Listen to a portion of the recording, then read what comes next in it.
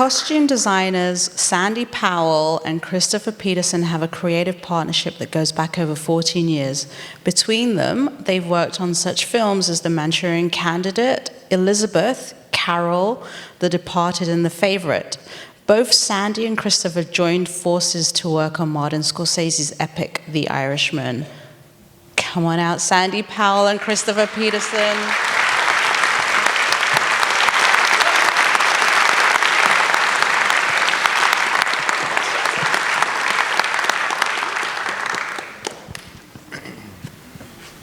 Hi, Jess. Hi. Well, first of all, congratulations on your Oscar nomination. Thanks. Thank you. And thank you all for coming tonight. Thank you all for coming. Yes. Oh my gosh, I'm so excited to sit down with you because I could talk to you about the costumes forever. But so when you're covering 50 years of fashion, where do you begin? There's two of you because that's a mammoth task. I wouldn't call it fashion, actually. Costumes. Right, I guess, yeah, clothing. We start at the beginning, which is the research. I mean, having read the script and having had the meeting with the director, we start with the research. And also at that point, because as you said, we've been at this for, and look, off and on for about 15 years. At this for what?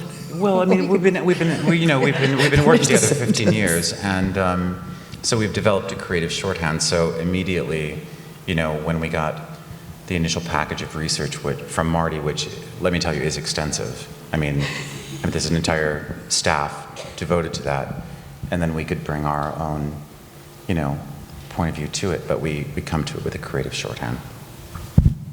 So Scorsese's obviously done gangster work before, but this time it's about a Philadelphia crime family. So what did you have to do to make it different? Well, again, that really came from Marty in our very first meeting. One of the very first things he said to us was, yeah, this is about the mob, but it's not the mob that we've seen before in his films. Right. It's not the Goodfellas guys, it's not the casino guys, the flashy dressed. It's much more low-key, under the radar, more subtle and more sort of blending into the background type. So we knew that from the start. What were some of the numbers? Because you've got, 6,000 extras, right? I kind of have PTSD just telling you the numbers, because starting with the background, from 1944 in Anzio to 2002 in the nursing home, which is the first time we see Bob and the last time we see Bob. That's Robert De Niro. Sorry, I'm probably too familiar, but Bob. There were 60... Who's playing the character Frank Sheeran? We're talking characters. Yes, all right, so I'll speak in characters. 6,500 is the answer that you are looking for. And that's not people showing up in, just a bit of their old tat. It's our team taking each and every one of them into a fitting room, head to toe, 40s, 50s, 60s, 70s, 80s, 90s, 2000s. And I'll add to that, it's not just putting people in clothes, it's actually having an extra come into the room and looking at them and deciding what their character is. Because they all have characters as well as the principals. It's what are they doing? Are they the person going into the shop, and what's their backstory? There's a lot of that goes into it as well. So there's a lot of thought in every single costume that is seen. Yeah.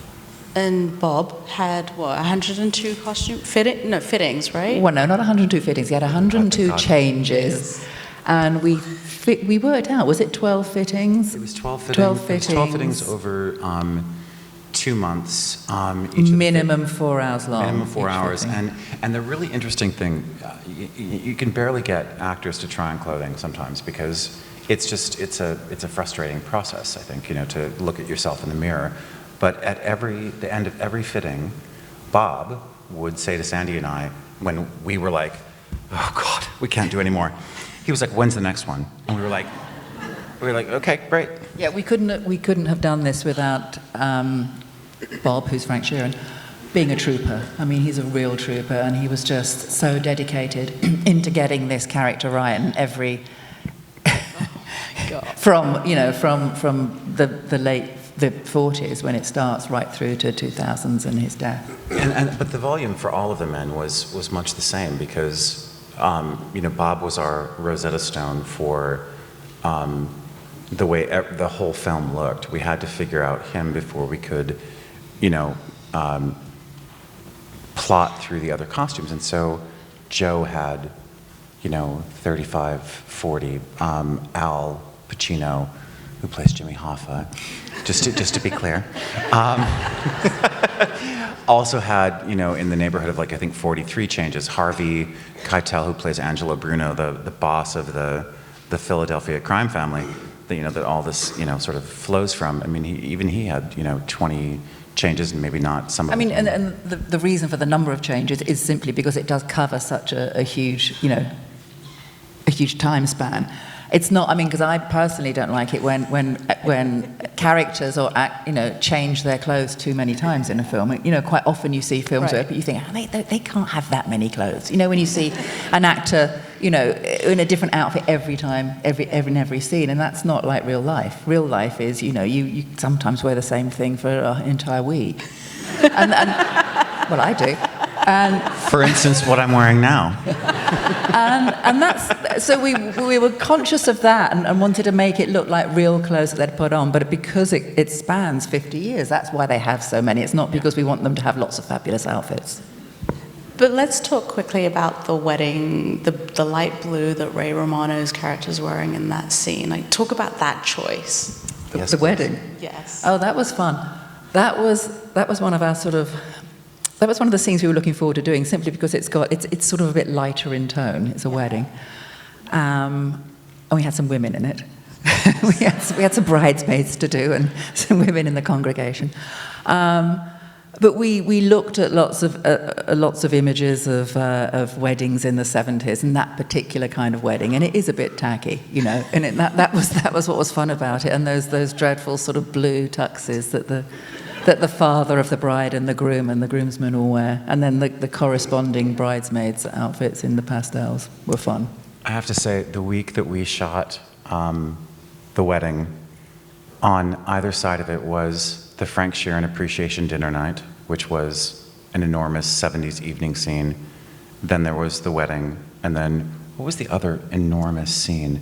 Basically, we shot the bulk of the extras within 10 shooting days, and I think I aged. I think we both aged. I think we both aged about, maybe it took about 3 weeks off of our life or something. I'm not sure. Christopher and Sandy, thank you so much. Thank you. Thank you. Thank you all.